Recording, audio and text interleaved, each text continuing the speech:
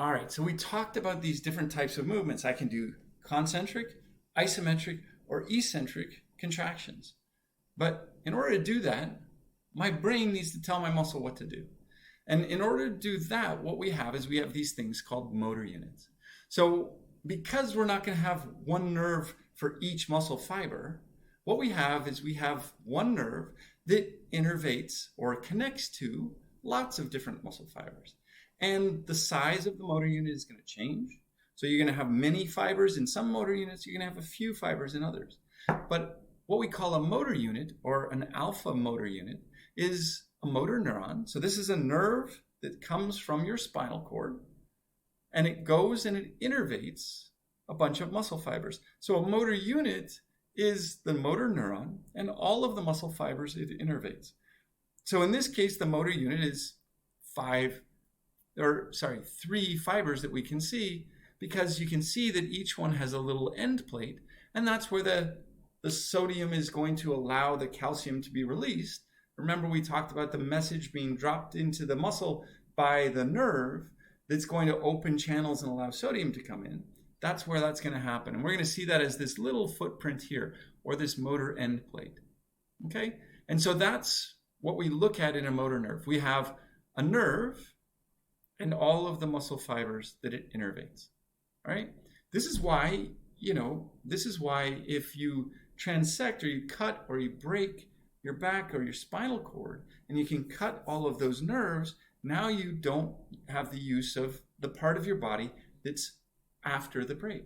So if you have a section in your lower spine, you won't be able to use your legs because the motor unit will get cut in the spinal cord, and it won't be able to innervate or talk to the muscle fibers that it normally should talk to.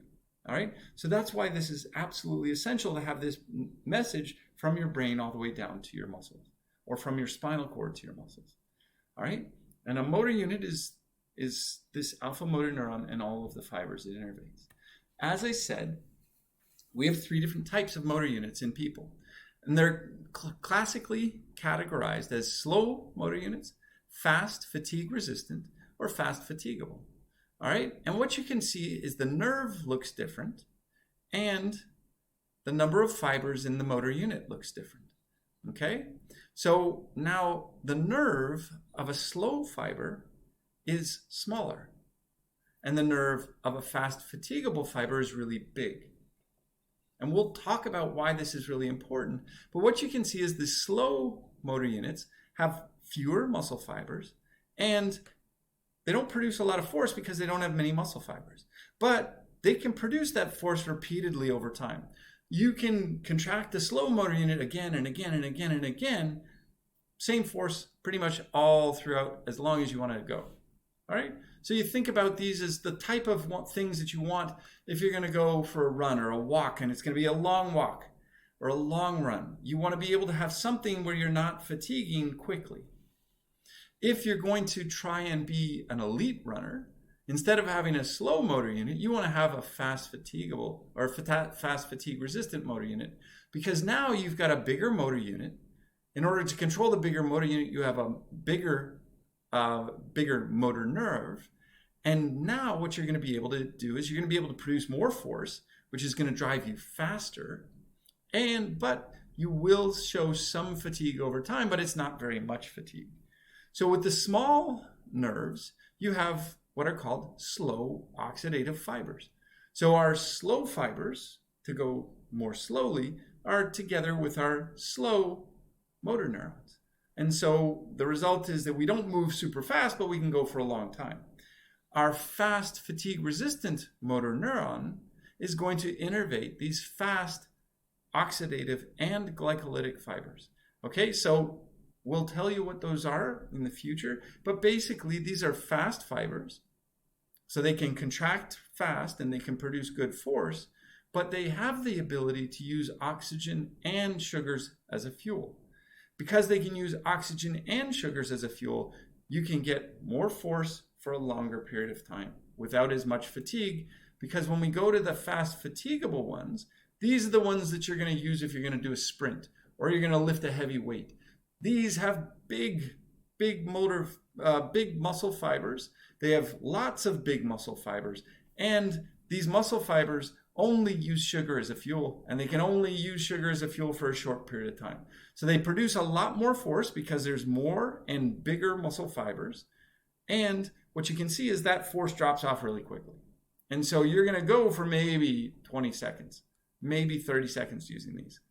All right? So really what these are going to be doing is they're going to be doing the really big movements that are going to last only a matter of a couple of seconds to maybe 20 seconds at maximum. But 20 seconds is going to be out here where you don't have much left in it. Whereas these ones you can use for, if you're well trained, you can use these ones out to a marathon, and these ones can go for ultra marathons for very, very long periods of time. All right. So we have these three different types of motor units. One is slow, two are fast, two are fatigue resistant, and one is really highly fatigable. And what you can see is that as we get these things bigger, they get more muscle fibers, they get bigger muscle fibers, they produce more force. So you could imagine that if you wanted to do different movements, you would want to use different motor types. And the motor unit type that you use is determined by the Henneman size principle. And the way that I describe the Henneman size principle is like dogs. Because the way that we recruit different motor units, or we turn on the different motor units, is very similar to dogs. Because if you have little dogs, if the wind blows, they get, oh, what's that? And they start barking. They're yappy dogs. They get excited really easily. If you have the Great Dane, this huge dog, the whole house is falling down. There's a burglar come in. He'll look around. Woof. He'll say something. It takes a lot to get that big dog excited. And then there's all the different dogs in the middle.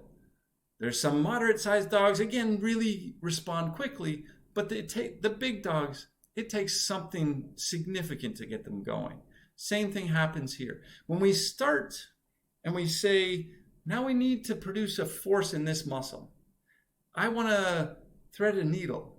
I'm going to thread a needle by only using a little bit. I only want a little bit of force production.